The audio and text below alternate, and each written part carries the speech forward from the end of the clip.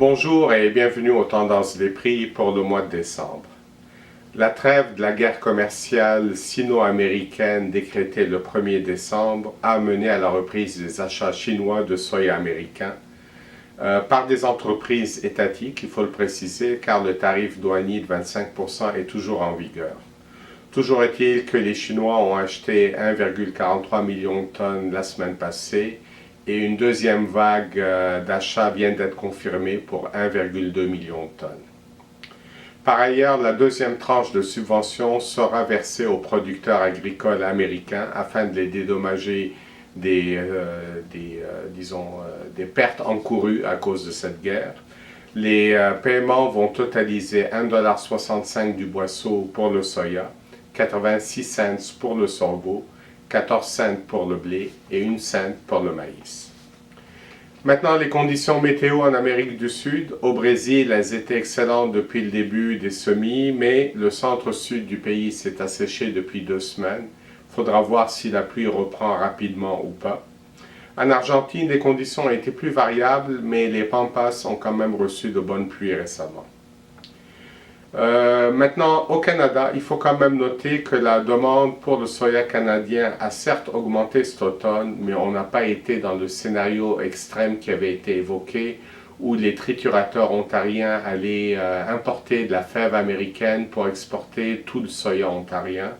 Donc finalement, en bout de ligne, on s'est retrouvé avec un automne relativement traditionnel à l'exportation. Maintenant, pour le maïs, il y a un très bon rythme des exportations de maïs américain qui se poursuit, ce qui fait que leurs ventes sont en avance de 16% par rapport à l'an passé, en bonne partie grâce aux mauvaises récoltes sud-américaines de maïs en 2017. En Ukraine, la production de maïs a été révisée à la hausse d'1,5 million de tonnes pour atteindre un niveau record de 35 millions de tonnes, ce qui va leur donner des exportations inégalées de 28 millions de tonnes en 2018-2019. Notre scénario des prix est inchangé, il demeure neutre pour le soya et haussier pour le maïs. Il faut le rappeler, le prix du soya est d'abord et avant tout déterminé par la politique et non pas l'offre et la demande mondiale du grain.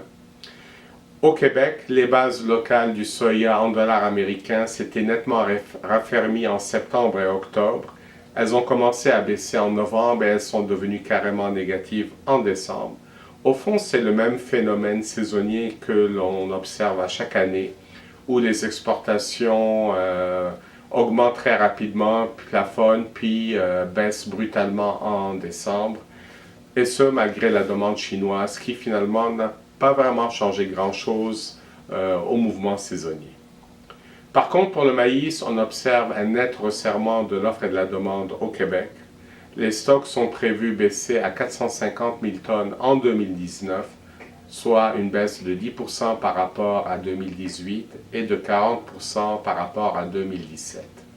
Cela aura un effet positif sur les prix locaux, surtout au printemps où la demande risque de surpasser peut-être l'offre sur le marché local. Finalement, le dollar canadien continue de fléchir et se rapproche de 74 cents US, ce qui est favorable pour les bases locales des grains. Voici ce qui conclut notre rapport. Joyeux Noël et bonne année et au plaisir de vous retrouver en 2019.